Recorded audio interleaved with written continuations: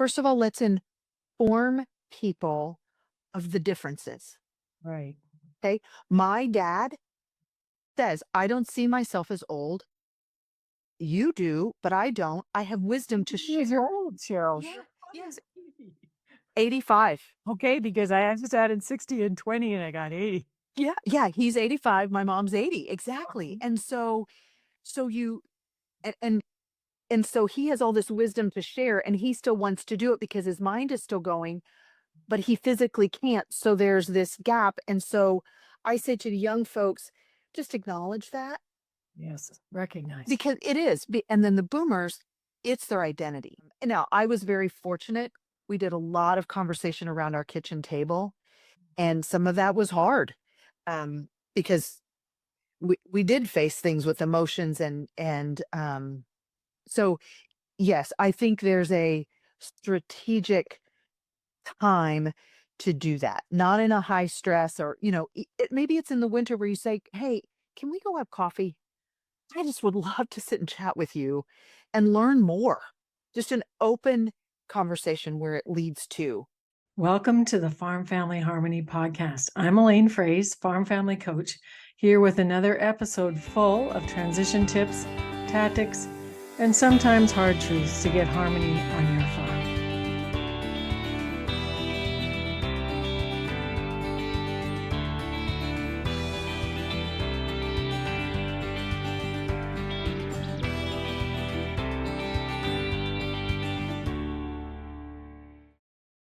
So, folks, it's a great day again to be together to listen to podcasts, whether you're on the tractor, you're in the kitchen, or you're my running buddy in BC who likes to live and listen to this podcast. It's episode 46.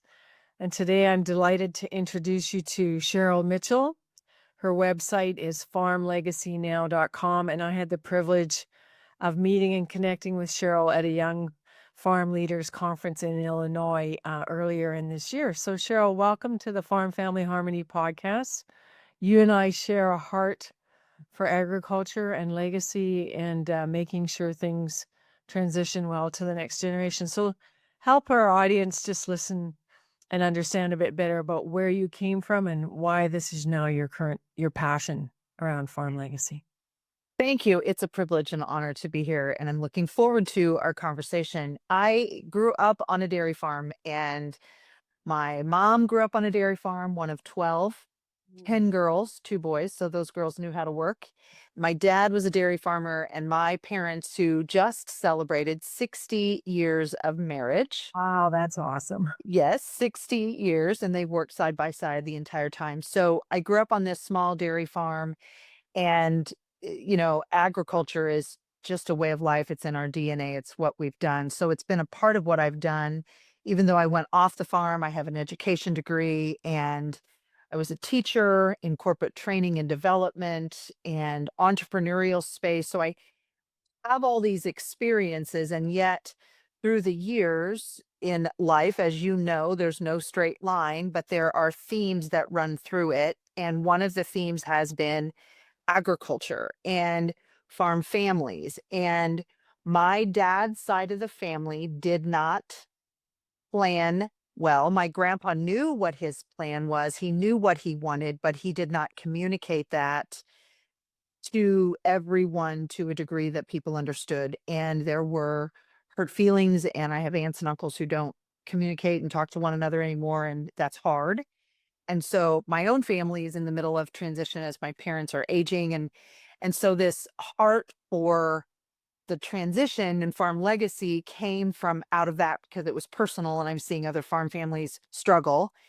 And then my work with young people sort of keeps coming around because I literally have this ability to talk to kids who are 5 years old all the way to 95. And uh the young people in these transitions, I've had this awareness and realization in the last, truly in the last year and a half, I would say, that we're not, they need more support and help in growing into being an adult. So here I sit today as a professional speaker around farm legacy and speaking about generations and sort of being this expert on communication and getting people to talk to and listen.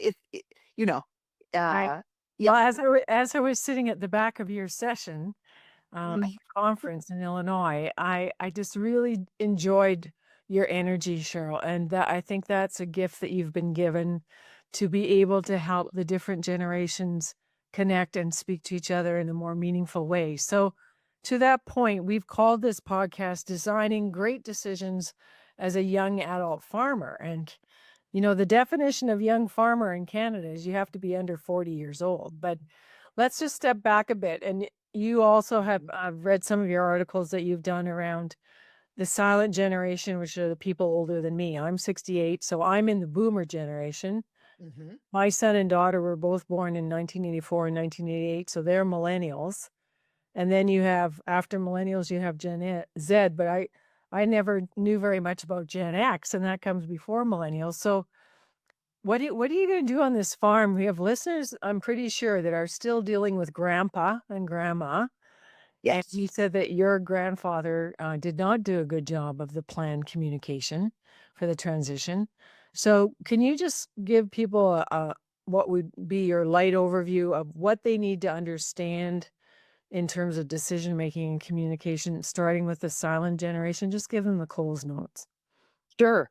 So there are 5 generations in the workplace at this point, which there have always been multiple generations, right? Because the old people make the young people. I mean, that's a whole nother podcast that we won't do today, right? But okay. And so the older generation, like I use my dad. My dad, that generation has this strong desire to keep the farm together. They've built it. They're fearful of changes that could be. So that's all they see, right? So we have the silent generation, then the boomers, and the boomers are workaholics. Work, Yeah. work, work, work, work, work, work. They didn't, so they kind of look at the millennials and go, "Why are you going to ballerina practice when we've got work to do on the farm?"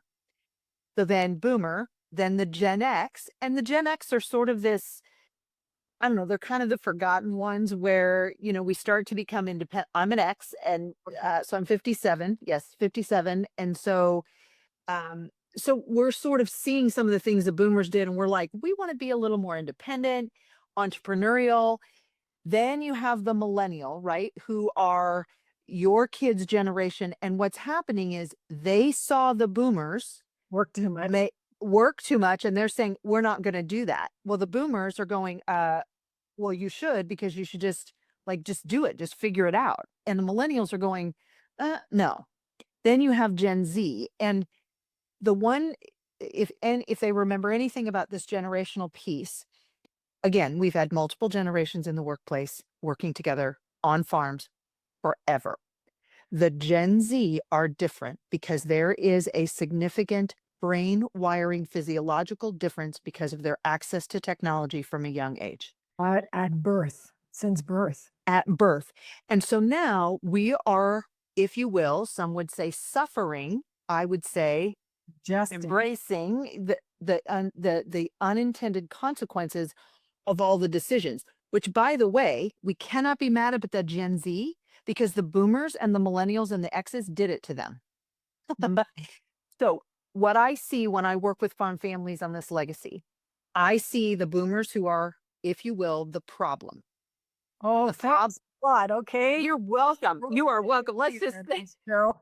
yes, yes. And Go they're ahead. the problem in this sense. They this is their identity. Yes. Who am I? Who am I? I'm a farmer. I've built it. This is mine. And they're scared of losing control. Mhm. And so when the millennials or the younger ask those questions and say, "Hey, can I see the books to understand this? I just want to well, why do you need to know that? I built it." Financial And transparency. yes, and so the generation, here's what I say. First of all, let's inform people of the differences. Right. Okay. My dad says, I don't see myself as old. You do, but I don't. I have wisdom to Years share. old, Cheryl. Yeah. Cheryl. Yes. 85. Okay, because I just added 60 and 20 and I got 80. Yeah. Yeah. He's 85. My mom's 80. Exactly. And so you, and And so he has all this wisdom to share and he still wants to do it because his mind is still going, but he physically can't. So there's this gap. And so I say to the young folks, just acknowledge that Yes. Recognize. because it is. And then the boomers, it's their identity. As an ag farmer guy person, it is their identity. And you take that away, they don't know who they are. Now, X's and the millennials and the Gen Z do not make their identity. Again, I'm making general overview Yes. statements. Their identity is not it like the boomers because they're saying, I'm not going to sacrifice my family like you did. I'm going to every ball Well, game. well, and that of course is where we have lots of conflict in Yes. role shifting and Hmm. I can get granddad and boomer dad to step back Yes. without stepping away, which is what the term Dick Whitman uses, which I think is a beautiful Yes. term. And I just had a conversation coaching on Monday of this week where the CFO, who's one of the sisters, said, Elaine, our problem on this farm is communication. And they do have the boomer, and then they do have the Gen X like you. And then they have, the millennials. And now they Hmm. have even the one after the and I'll just translate Gen Z, we would say in Canada. You say Gen Z, Yes. but we can translate. It's okay. So, Uh-huh.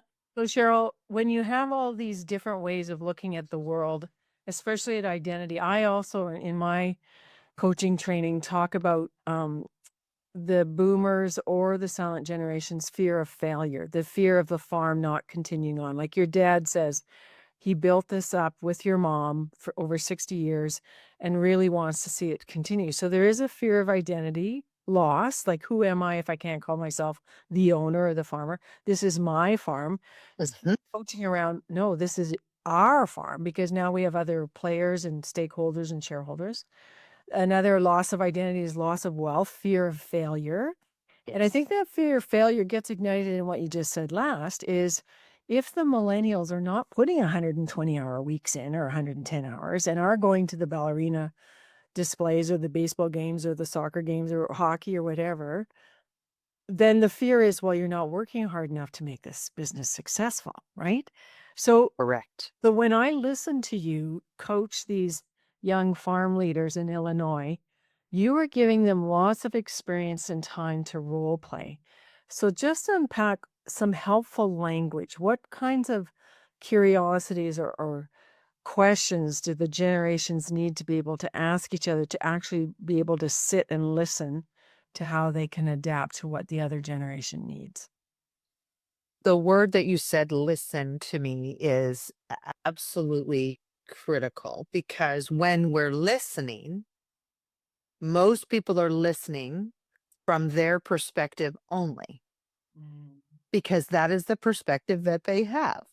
Yep. Right. And a young person who is 18 or 19 or 20, 22 years old only has that perspective. And the older people are listening and saying they assume that the young people have the knowledge. And one of the first things I say to them is, please don't assume that they know because they don't know. Don't assume anything. Correct. But we just do without knowing that that's what we're doing. And I hear this a lot from the young people. I just don't know how to talk to them.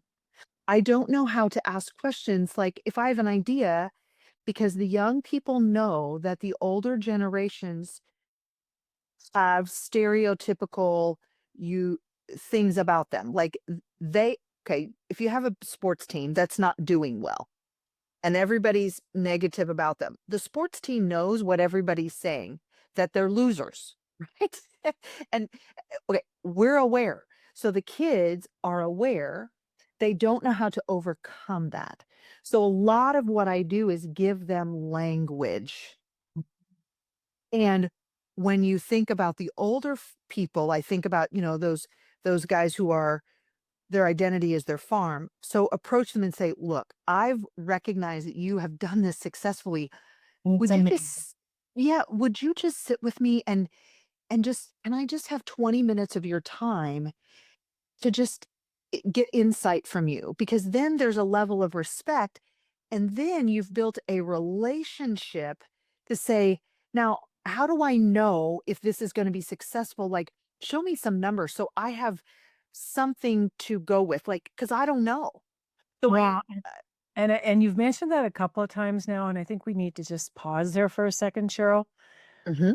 Where is it written that talking about money is bad or is going to cause more conflict? I feel very strongly that many families right now are suffering from the lack of financial transparency and also the lack of financial literacy. Like the old timers need to explain the risk and the resilience that they've had. And, I know a lot of millennial kids don't even want to hear about the 80s and 90s anymore. That's when they were born. But they don't want to hear it, but they need to understand that that is the story or that is the narrative that is sitting on the shoulder of silent generation granddad and boomer dad. And I used to do farm debt mediation back in those days, and I have sat at the table seeing a woman in tears because it was the first time she realized her farm was about to be foreclosed on. So, wrapping it back a bit or winding it back a bit, how can young farmers and young decision makers learn to chat, learn to sit, and learn to listen so that they understand the history and the narrative or the story that the older generations have in their head that they don't even know is part of the story? Yes, you asked the question, where is it written that we don't talk about money? It isn't written, just like there's a lot of things that we do that are not written.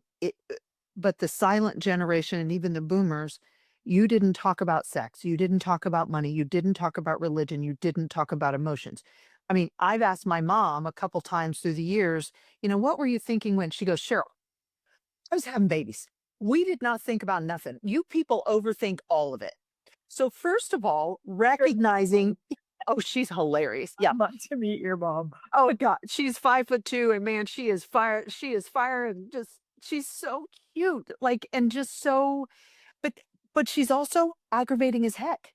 Mhm. So is my dad, because I want to talk about those things. But here's what you have to remember: they don't have any practice doing that. No, it's foreign. They don't have any. It's foreign to them, and it feels very uncomfortable.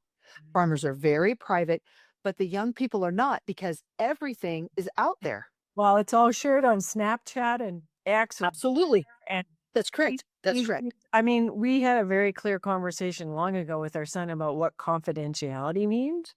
I have this other farmer friend from church who I respect greatly because he has a business degree and he came back to farm. And he says, "Oh, Lena, we're sharing stuff all the time." I said, "Yes, you are. But I happen to know that your father's not very communicative. So how's that going for you?" Yeah, but Exactly. again, that's a good understanding, right? So the other thing you said, it would be helpful if younger farmers could not just rely on their own perspective or how they see the world, but if they could put themselves in the perspective of the older generation that they're trying to connect with. And what you've just nailed, Cheryl, is one of our positive conflict behaviors, which is your ability to put yourself in the other person's shoes. But what your mom said, I was just having babies. I don't know how I felt. That's another positive conflict behavior because we have to be able to express feelings like, are you hurt? Are you frustrated? Are you afraid? I asked an older farmer yesterday if he was afraid, and he said yes. And I was thrilled that he even answered. I ask that question a lot. And Yeah. and so how do we solve this? Couple things. I have started to use the word legacy, and I've said this to several audiences. You need to get the old guys to cry, Yes. because until there's emotion in it, they're not willing to change. The other thing is, I am not going to change my dad. The No man is 85 years old. He is not going to change things. So it is then up to me how I change my questions to approach. approach, correct?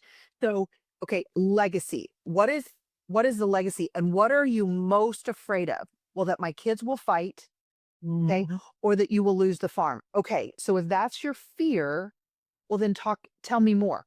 Well, they don't know how much it costs. I said, have you shared that with them? Well, no. I said, then how are they supposed to know what you know to save it if they don't know what you have? And that's when they go, oh. So and so It is to me a focus on curiosity instead of judging them that my dad won't have the conversations. And then I will say this, as my mom says, when my dad makes a decision, the decision is made and he does not change his mind. Okay, we know that. So then I get to decide what I'm going to do about that with that decision? with that decision. Right. So to me, it is this, if you focus on legacy and the soft relational part of that, because then they feel something that's meaningful that they really want to leave to that other person. And so when I talk to these young people and I'm going, okay, decision wise, you've got to collect the information first, right? You've informed yourself of the differences in how we communicate or how we see the world, our worldview. Okay, we've informed you. Now we're going to educate you on what that actually means in relationship, and then how does that affect your actions or your decisions? So you're gonna work on the relationship before you start asking hard questions. So Yes. can you help us understand your definition of legacy? Like when you say you want older farmers and your audiences to come from that viewpoint, and what is legacy to you, Cheryl? What do you mean? I define legacy as the invisible thread that connects the past and the present and the future, and that your values and what you've built will last long after you are gone. Right. And so that's why it's also important to share story. And so that Correct. would be a beautiful place to start building that connection between age 35 farmer and grandpa or grandma, and to start talking about stories. I know we have, like many families, we have a whole series of pictures of the what the farm looked like in 1945 when Wes's mom bought the farm from her father, and what it looked like in 1992 when we bought the farm. And now my son is, putting up, corn dryers and irrigation pivots and tile trays. There's all Mhm. kinds of stuff happening. But the ability to come from curiosity and not judgment, that's another part of conflict resolution 101 is, I'm just curious, Grandpa, what would you like to see your relationship be to the farm going forward as I take more and more control of management? Yes. And so that, when you take the oldest and the youngest and I encourage these young people, tell them their story, because what you're going to hear, you're going to see that differently rather than, I'm not sharing my numbers with you. Well, if you listen to them, because there is embarrassment and there's fear, and Yes. I ask along with legacy, what keeps you up at night? What are you afraid of? Mhm. And every single time they have an answer. They absolutely have an answer. And so and that's why I encourage, when I work with these families and facilitate this process for them, the younger ones are hearing the older ones the story, and I say to the older people, share the story with them, like, and but they don't care. I said, you didn't care when you were 24 either. Give them a minute. Like, remember, put yourself back there, and we forget, right? And so now I will say this youngest generation right now, Gen Z, they are looking more and more like the traditional. They want purpose. They are, and I'm telling them, you've got to advocate that, because part of your job as the young people in these decisions is to get them to show them that you're different. Like, you want purpose. You want this to matter. This is why you want to know the finances. So, and to share your fear. Like, these kids, they can't, to take on a farm at this point, like, Yeah. it scares them to death. And so, and they're also torn, Elaine. They're torn where, I want to keep this going, but oh my gosh, I don't know if I can. It feels like a heavy burden, doesn't it? Yes. A heavy tussle or a yoke to carry. And Yes. and the other thing is their grandparents may be dead, but they can Yes. still hear the voice of their grandfather sitting on their shoulder. And it's Yes. very painful this winter past in the last couple of years, as I've been honored to speak in front of large young farmer audiences in Iowa and Illinois and other places. And these young farmers, they cry easily. because their dreams are being thwarted, because for them it's the pain of not knowing, because they don't Well, have the connection of conversation and relationship with the people who hold the power or who are the owners of their farms. But they also know that they don't have the financial capacity to buy everything out. And so that's why that money conversation and debt servicing conversation is so important. And again, I just wish, Cheryl, as part of the legacy piece, I just agree with you. You call it a thread. I talk about culture being the mhm, glue that holds the mhm. family farm together in terms of what people believe, like you said, the values, how they behave with each other, whether they're communicating or not. And most of them, the communication needs a lot of work. But the third piece, how they make decisions. And young Yes. people have other options. They don't have to come back to the farm. They can go to work in 60,000 other ag jobs across the country that are open for people who love and understand agriculture. So You know, voices. yeah, and you mentioned the word decision and something just came to mind.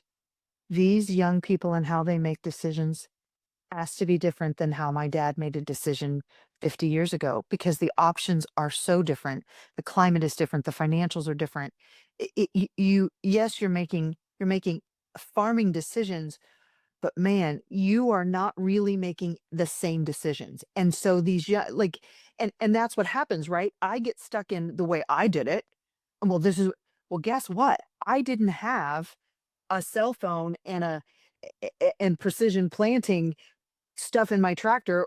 I put my bikini on and got a suntan while I planted, except I wasn't allowed to drive the planter because I was a girl. I only could do the disking. Right. Yes. So Yeah, you still did field work. that's right. So part of that again, the decisions and so it's what questions you come to the table with. It's the stance in which you approach, right? If you come like all defensive and like claws up and go for her instead of going, hey, I'm scared. I don't know. I don't understand the money part of this. What does it mean to have this loan for this long? Because, uh, and okay, and what does it mean 5 years down the road if the price of corn changes? Like, let's map that out. And so get somebody else, other experts on your team. And so the decisions are different than they were. And man, if we could just, to me, it's very simple. Like, come with a different mindset, but that's easier said than done. Of Well, course. and let's also just unpack a bit for the younger listeners to this podcast. What is your coaching, Cheryl, for asking more powerful or better questions? Ooh. First of all, and number one important, come curious. A lot of times it's not a closed-ended question.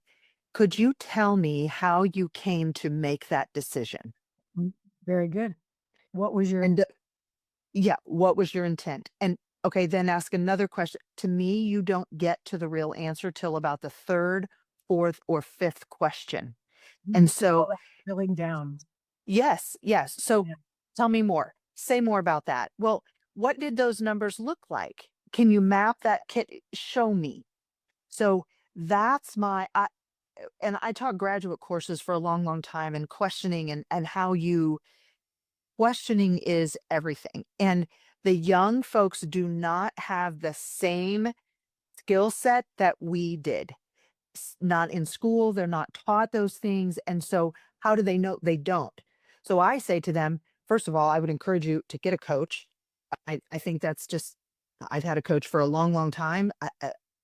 I think that, or someone who can a go to say, walk me through, give me some language because I'm not thinking about it. Now, I don't know if people want to agree or disagree, but Chat GPT, you can also say, hey, can you give me 3 questions around this and give me some insight? So it gives you, if you don't have somebody like that in your life, it's another place to do that. But it is coming with an open stance of curiosity to get them to tell you and to open the space for them to feel respected because then they talk more. And then it's like, help me understand. How did you get there? Why did that decision come about based on this? And start to connect the dots and listen, not for a response, but listen to what is not being said. I'm just curious, Grandpa, you didn't talk about this. Correct. Yes.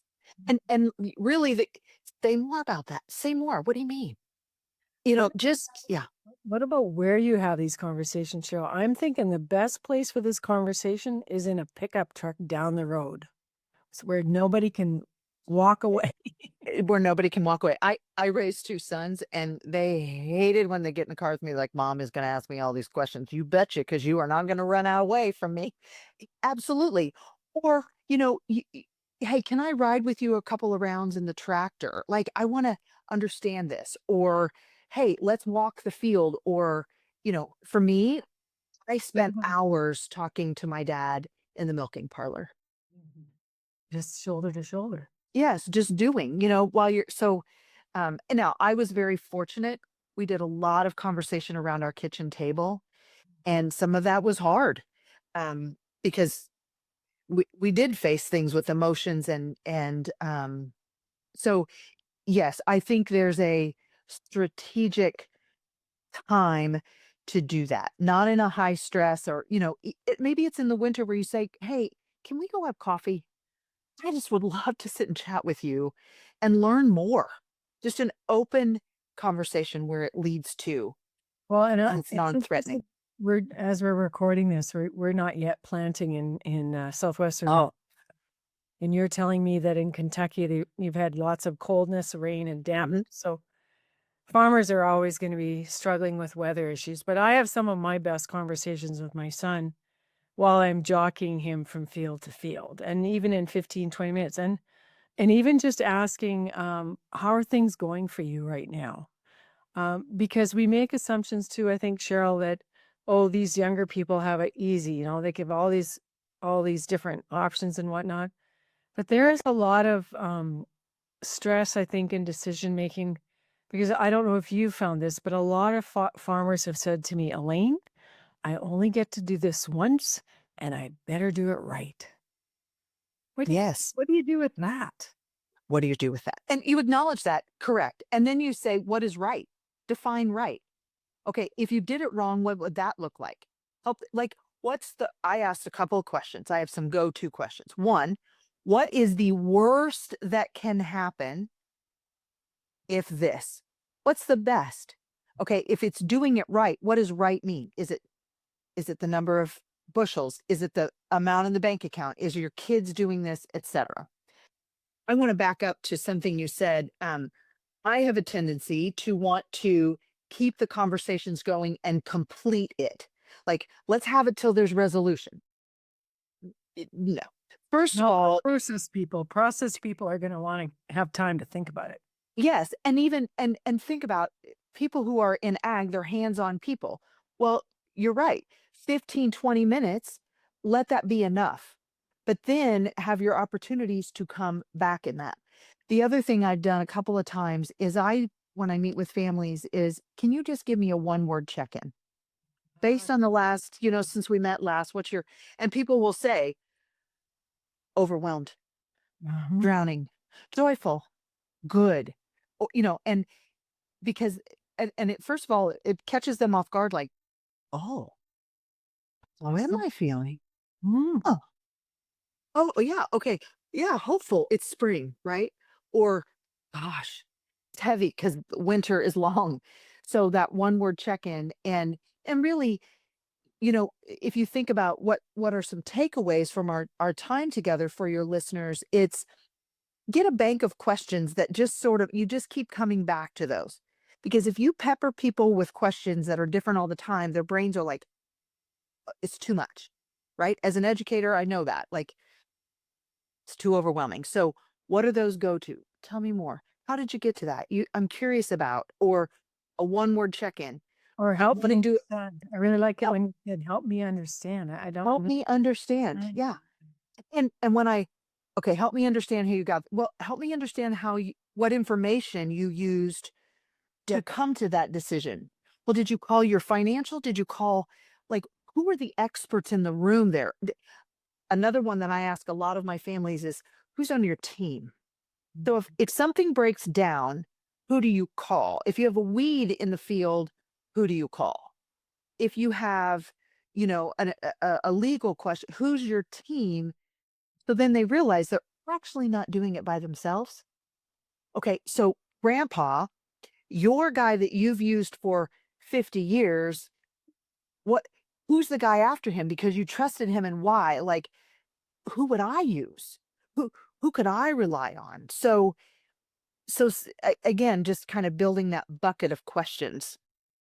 Well, and I think that also speaks to, with your team of advisors, Cheryl, is encouraging the youngest generation to get in on those conversations early. And my 5-year-old grandson was at the accountant this year because grandma, me, had to leave with his mother to go to Winnipeg to pick up a vehicle. And so Uh-huh. and dad and the grandson were all, and I said, this is perfect. We're starting at age 5 to, Yeah.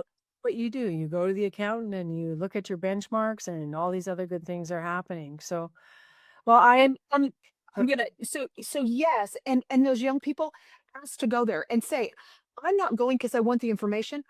I want to know how the process works. And I've never experienced that. Like, it kind of frightens me. I mean, okay, my dad, it's also, yeah, go ahead. What you well, do. like with taxes. Okay, I was scared to death the first time I did taxes because what did I know about the taxes? Okay, first of all, it started in February and you didn't talk to dad. And in the living room where nobody ever sat except company, came out the card tables and then the boxes of the checks and then the things. And so I had this image and I'm like, so how that works for all the people. Yeah. So young people just say, would you have any objection to me coming with you to learn how it works at the accountant's office? And if you start with, would you have any objection? They're going to go, well, no, of course. Okay, great. I just want to learn. Well, and I would also piggyback on that, Cheryl, if you were the daughter-in-law listening to this, Amen. because we have another culture, unfortunately, in mindset in agriculture. In some families, well, let's just keep the women out of it, which just makes me get a little Irish. Because Mhm. I have several friends under the age now of 50 who became widows at 47 or Yes. 33. And Yes. a woman's biggest fear in farming is also the responsibility she takes on in sharing the liability, but not having the accountability or responsibility to have her voice heard or to be understood, even in terms of the big picture. And so a lot of daughter in laws will say, Elaine, my biggest fear is if something happens to my husband, whether he's dead or incapacitated, what happens to me? And I have a friend who Mhm. did become a widow in her early 60s, unfortunately, because of cancer taking her husband. And she said she was most grateful for the fact that she and her 2 sons, who are also the successors, were in conversations with the financial advisors long before the health issues started to raise their ugly head. And so that would be the other shout out, I think, in this podcast, Cheryl, is it's never too early for young people to start building relationships with those team of advisors and to get fluent, even to get fluent with the lawyers, because Mhm. it just burns my cookies to hear, what do you mean you don't have a will? Well, I didn't think we needed one, Elaine. I said, you have a multi-million-dollar farm and you have children. Who's gonna take care of your kid? Well, we just haven't gotten around to it. And I'm just going, And I worked last summer with some daughter-in-laws who were just scared because they "Mm, know the debt is very high, and they said, "I don't need all the details. I just want to know what the plan is. a big Like, just vision." share it with me." Yeah, Yeah. the big vision. And you're correct. That's very critical, and especially since there needs to be off-farm income in this day and age with these young people, you know, doing so absolutely. And again, just ask. Just say, "May I come?" Well, and also for the young people listening to this, in terms of the off-farm income, I am a home economist by degree, Cheryl, and was an Mhm. extension when I first moved here to southwestern Manitoba. And people say, Elaine, why do you always ask us about our income streams? And I said, because everybody needs to be able to pay for groceries and diapers. And young farmers listening to this, I want you also to be clear in asking questions about your compensation from the farm. And is it fair? Is it reasonable? And how do you compare that with other people's compensation? Well, if you're on Snapchat or texting or however you're talking to your buddies, you will be sharing that information with each other. And the other thing is that money, what you goes through your bank account is also data. It's information. And so it Yes. helps you compare notes and helps you find out whether or not you are going to be in a situation where you will have disposable income to start buying into the said farm business, even if you can't buy the 10,000 or 15,000 or $27,000 acre land, you can buy other pieces of equity or movable assets that can help you start building your stake in the business. So, Mhm. Cheryl, parting thoughts, three things. Best three things you can give the audience for how they can make better decisions between the generations. Come curious rather than judgmental. Ask questions and acknowledge and respect the older generation for the wisdom and the knowledge and the hard knocks and what it took. And if you honor that and you come into relationship with that, that you want to steward that as much as possible, I think that that just bridges a lot of gaps.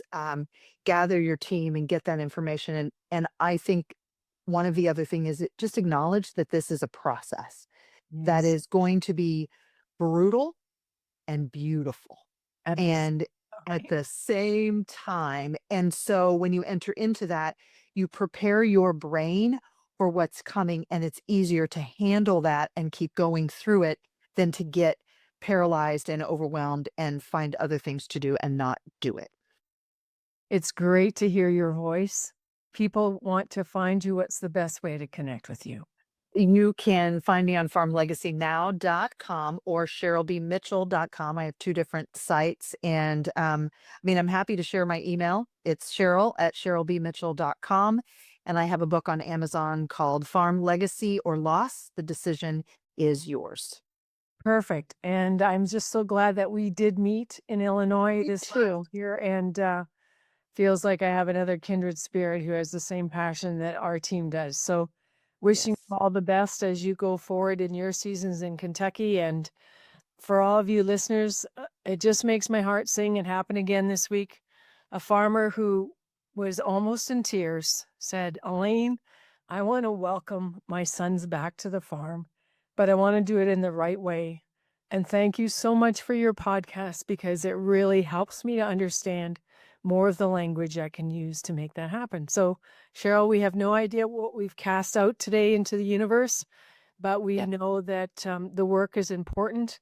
And we also know that people don't have to do this alone. So, folks, please share this podcast far and wide and let us know how it's impacted you and let us know how we can serve you more. Thanks so much. We'll see you next time. Bye for now.